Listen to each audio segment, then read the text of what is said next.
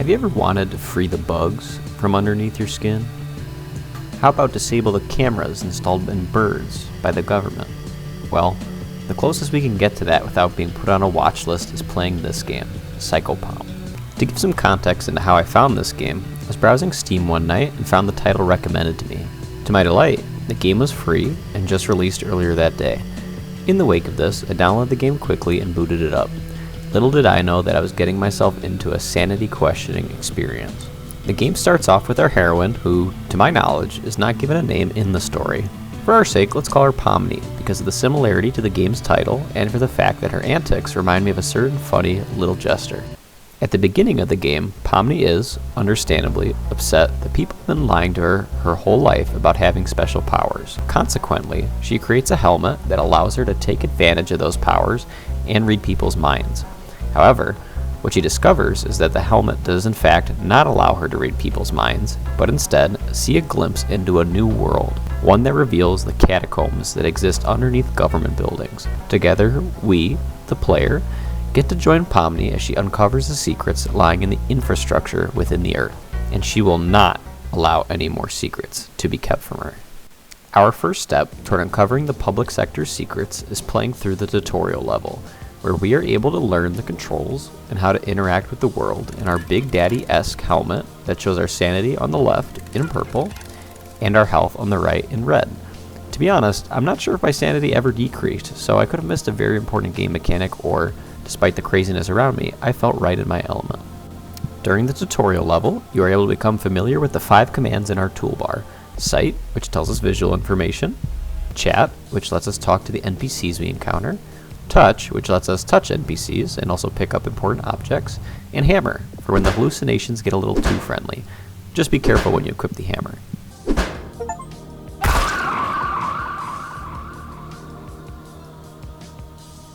The movement in the game is controlled with WASD, which allows us to look around and move, whereas Q and E control strafing left and right respectively. I must admit that these tank-style controls took some getting used to, but after a while I felt comfortable enough to use them to progress through the tutorial level and to also pet our doggy friend. After completing the tutorial level, Pomni gives us the option to enter one of 3 levels: the sewers, the children's hospital, or the school. I decided to go in order and pick the sewers. During loading screens, Pomni provides both in-game tips that are helpful and real-life tips, such as reminding us that all food is rotten, which is equally helpful. Moments like these also show off the game's cool stylistic drawings and humorous tone, which both deserve praise. When loading into our first world, we are greeted with a dark and rusty industrial building that at times can be very unsettling. With this world and those subsequent, we start in an overworld before we use the stage's elevator to see what secrets our overlords have been hiding from public view. With each elevator that brings us to the playable area, we get this cool cutscene with Pomni along with some groovy music. Once descended into the sewer systems, we are able to explore and come into contact with Kawaii Stalk, a set of disembodied anime faces attached to a plant-like object, hyping up just how good it feels to be tangled up. Yeah, no thanks. After walking around a bit more, we encounter our first enemy, another anime creature, who we are quickly able to pacify with our trusty hammer. Pomni's skills are not given much time to rest, as we are quickly ran after by another slice-of-life protagonist who, despite us being successful in battle against them, leaves us bloody and battered. Following this encounter, I peeked around the corner and saw what I thought was another enemy, which I later discovered was actually an NPC, and then backtracked to find some health. Although I did not find health, I did find a positive note, leaving me feeling encouraged. Despite walking around aimlessly for a while, Pomni was able to help by providing a tip letting us know that a certain wall was hollow, to which I rained judgment on with my hammer and possibly eliminated the poor creature standing on the other side of the wall. In this room, I encountered a funny magic man spitting some end-of-days knowledge and a syringe, which allowed me to recover some health. Within the same room, I found a note detailing how some scientists are becoming concerned that the Earth's mass is shrinking. Something sinister is definitely happening. Maybe Pomni is onto something with her mind-reading helmet. Upon further search, we find a church and another silly little creature hiding behind the building. Throughout the game, Pomni encounters these beings called Thraits. I tried consulting Google and ChatGPT for any mention of these characters, but I could not find anything. However, they do seem to be essential to the story and reveal to Pomni that they may have been chased off the surface world to areas like the sewer system, much to their dismay about the state of the planet and their living conditions. After backtracking some distance, I was able to encounter Nugget, a half-anime, half-flesh hybrid who informed me about the true purpose of humanity's waste system, collecting human byproduct to feed their queen to provide sustenance for more kawaii flesh creatures. Shortly after, we are able to find a key to a locked door and a queen superfan who claims he will be so mad if anyone touches the key he gave her that he will blow up. Surely he's not being literal here. Anyway, sometime later, we are able to use this key to meet the queen, a giant brown pupae with an anime mask, along with 2 servants. Upon talking to the queen, she seems ready to join the afterlife, encouraged by her 2 servants who are eager for the guillotine above her to fall and crown a new progenitor. At this point, I did what I normally do to large bugs in my house, but it failed to produce any results, so I left the queen's throne room. From here, I was able to find a lever that raised a bridge above the human waste, talk to another funny little creature, and then pull a lever that presumably led to the queen's demise. And it seems we were correct. Next to her severed head lies what appears to be an embryo, and as we collect it, Pomni lets us know that we have stumbled upon an egg of the earth, a special Mouska tool to help us later. That we cleared a stage, and we are given some more groovy music as a reward. Subsequently, we are able to pick another map. I chose the Children's Hospital. Pomni reminds us that each building has a room to deliver blood and nutrients to the rest of the structure, and then we find ourselves in the quote bleach and Elmer's glue smelling hallways of the hospital. As we make our way to the elevator, Pomni gives us an uplifting, possibly anecdotal perspective about hospitals, and then we forget all that and then start grooving in the elevator down to the basement.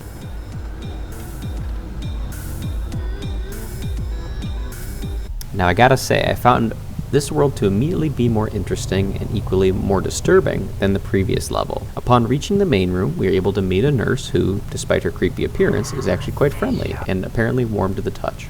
She then directs us to 3 rooms, each including one of the, quote, most important individuals from history, including Plato, who somewhat alarmingly talks about children in great depth, Cleopatra, who talks about doing anything it takes to succeed, and Alexander the Great, who glorifies war. In each of their rooms, there's different imagery relating to what they describe that produces an encompassing sense of dread that simultaneously gave me goosebumps and made me excited to check out the rest of the area. Following this, we have the choice of walking down 2 corridors, to which I picked to go down the right path first. Down this path, I find a note that depicts Venus and Mercury having dominion over 2 planets with their respective namesakes, a theme that underlies the story of the game. Afterward, we find our favorite friend, Cochlea, who is quite the positive little guy despite his surrounding circumstances. We then find ourselves in a room with several x-rays where, at the end of the hallway, is a tick embedded in the walls of the hospital's underlevels. One of the nurses assures us that they pump the transformed child's brain with dopamine 24/7 to keep her happy. Now that's what I call excellent bedside manner. A little walk away from here, we find an area that stands characteristically different from the rest of the map thus far. A gloomy courtyard with a single tree in the middle. We are able to approach the nurse in the middle of the courtyard and notice that she, like many of the other nurses in the area, wear a purple keycard around her neck, and she's quite proud of it too. 315,000 years of human evolution allowed my only 2 brain cells to work in conjunction to decide that the doors with unauthorized access on them needed those keycards. Sorry, nurse. Hammer time. Upon entering the restricted areas, we then find the core mechanic of this level, a lever that allows us to decapitate the parasitic hosts that have been siphoning human resources in the basement of this hospital. After pulling the lever, a metallic noise is heard, and the cacophony of noises above us goes quiet. Above all else, I'm just glad this allows us to be rid of Plato's creepy ramblings. It didn't take me long to find another keycard and then rewrite history by relieving Alexander the Great's head from his shoulders.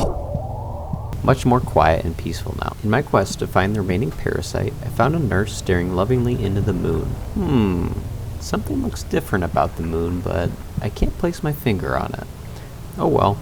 Pomni has no qualms with it, so neither do I. I was eager to make it to the final guillotine level. However, in my hubris, I was attacked by a floating robotic doctor who made me backpedal into eviscerating wall arms that led to my first death of the playthrough. It was here that I learned that Upon death, you must restart the level. While initially bummed, I realized that the level themselves are not that long, so I was able to recover my progress relatively quickly. The second time around, I was able to eliminate the doctor without issue, and skadoosh the nurse, and to obtain the final keycard and eliminate the remaining parasitic historical figure. Funnily enough, the egg of the earth actually spawned before I eliminated all the figures. I'm assuming because of a bug when I died that made the game think I had completed the objective. But I wanted to obtain this component for creating a new earth, fair and square, which I was able to do shortly after. From here, all that was left to do was complete the school level, and then we could recreate the earth as it was intended. As always, Pomni reminds us of the benefits of remembering the Queen of Dragonflies, who keeps us safe, and shortly after, we loaded into the remaining area. Remember, keep that smile going. And down the elevator we go. Once in the basement, we learn that the school is secretly a front for a factory in which the head of production quite directly asks that you turn off the safeguards for the machine that will crush his head and free him from his duty. Sure thing, boss man, I got you. Following this, we explore the area that is filled with these robot-like creatures with 343 guilty sparks on their head and a plethora of machinery, of which flying heads surrounded by cogs are no exception, and try to part us from our heads.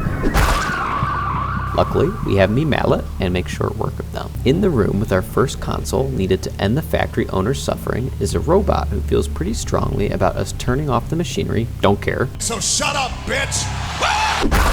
And a machine that creates egg cutters? Yeah, this thing. I'm sure there is some symbolism behind this being the only object that is produced, but unfortunately, I cannot put my finger on it. At this point, I walked up to the factory owner, who seemed to be a floating head without any eyes, and I tried to press the big red button to see what would happen. Unfortunately, nothing yet until I turn off all the safeguards. Afterwards, I came across the next room in the area that required me to use Pomni's tank-like controls to maneuver through the pistons without getting crushed. Sadly, my level of coordination is not much better than a deer in headlights, so I was pancaked the first time attempting this challenge.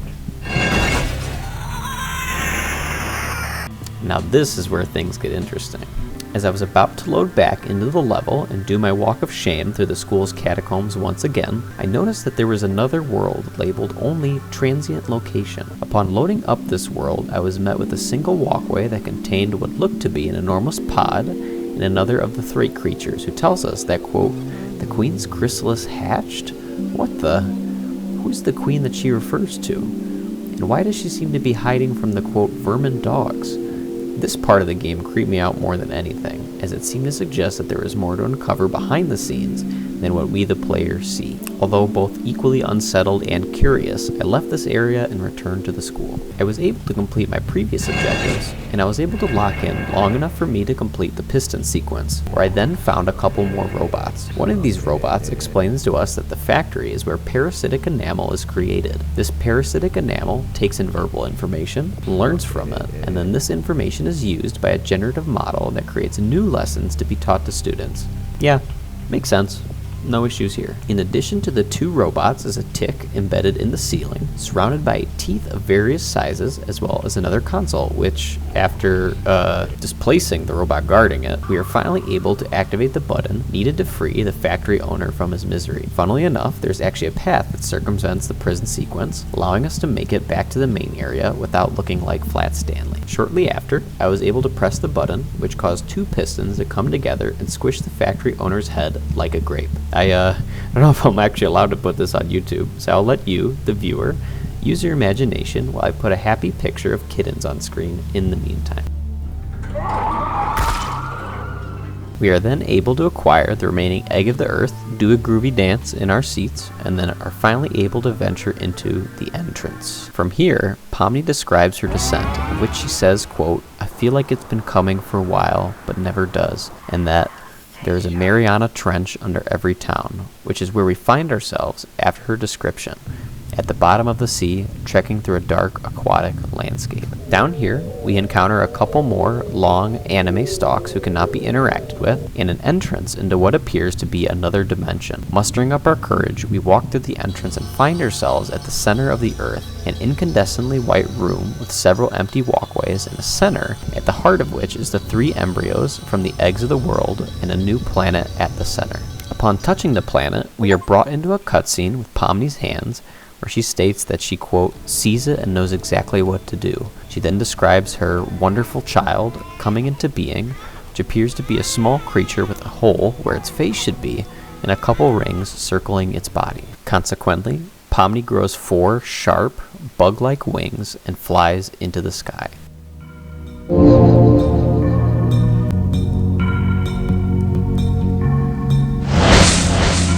And that's the game. We get a few happy words of encouragement and thanks from the creator, and then are greeted with a song as a reward for beating the game. Now normally, we might say the game is done at this point and say our goodbyes. However, consistent with the game's paranoia, my own is telling me that there is a greater secret that lies within the game. After all, the name Psychopomp is in reference to, quote, creatures, spirits, angels, demons, or deities in many religions whose responsibility is to escort newly deceased souls from Earth to the afterlife. This idea gives us some potential context for Pomni's character, who may be someone who passed away prior to the game's start, where the game represents her journey to the afterlife. This theory is given credence when acknowledging how the ending has Pomni going to a new world and flying upward, possibly going to the heavens or some other form of the afterlife. Moreover, Mercury and Venus are referenced throughout the game, possibly represented by the king and queen, who the former is noted, at least off of Wikipedia, to be the Roman Psychopomp leading souls to the underworld. In addition to this, after booting up the game again and hitting the continue screen, I was brought to my last save in the menu screen that would occasionally allow me to visit different transient locations. The different transient locations included the one from earlier, along with a Threat village, where I was able to interact with different Threats explaining their grievances about being forced underground and left to starve. In this area were several dwellings where the Thraits lived, and some more imagery on the walls depicting Mercury and Venus. The next transient location depicted a relatively empty room, where 2 holographic spheres talk to one another, elaborating on what is to come in the future. They mentioned how the queen is awake, but in hiding, along with how the king remains asleep. Interestingly, one of the spheres bark and is excited for a big bone. I guess that means one of the communication spheres is coming from the dog from the tutorial level, who can be petted and also opened by the player, revealing his true form. Both actions reward the player with an achievement. They also talk about how it does not matter if the communication channel is secure, as if I am not standing right there, due to the fact that, quote, nobody listening can do anything. The final transient location is the most disturbing, as this location is called Daddy's Bad Place. What the? This final room is surrounded by red-orange flames and only has a wooden cross on the wall and an emergency alert system depicted on the TV. It is difficult to make out what the speaker is saying, but the TV warns about a large insectoid creature appearing in the city at 3:45 in the morning, and that people should stay inside as the creature is, quote, not human, and is an aberration of your imagination and does not exist. The TV repeats, quote, the insect is not real several times before going silent. The insect is not real. The insect is not real. The insect is not real. Could the insect be referring to Pomni as she grows her wings at the end of the story and flies upward from underneath the earth to the earth's surface? Why would the government not want its citizens to speak to her, to avoid their secrets from being leaked to the public? These are the questions that I leave with you, the viewer, as we both now are caught up in the paranoia and mystery surrounding this captivating game and experience. I had a lot of fun playing Psychopomp, and I hope you enjoyed watching this video of my playthrough. If you enjoyed this video, comment down below which part was your favorite, or what mystery about the game intrigues you the most. Also, please like and subscribe if you haven't already. This is Troll Gaming, signing out.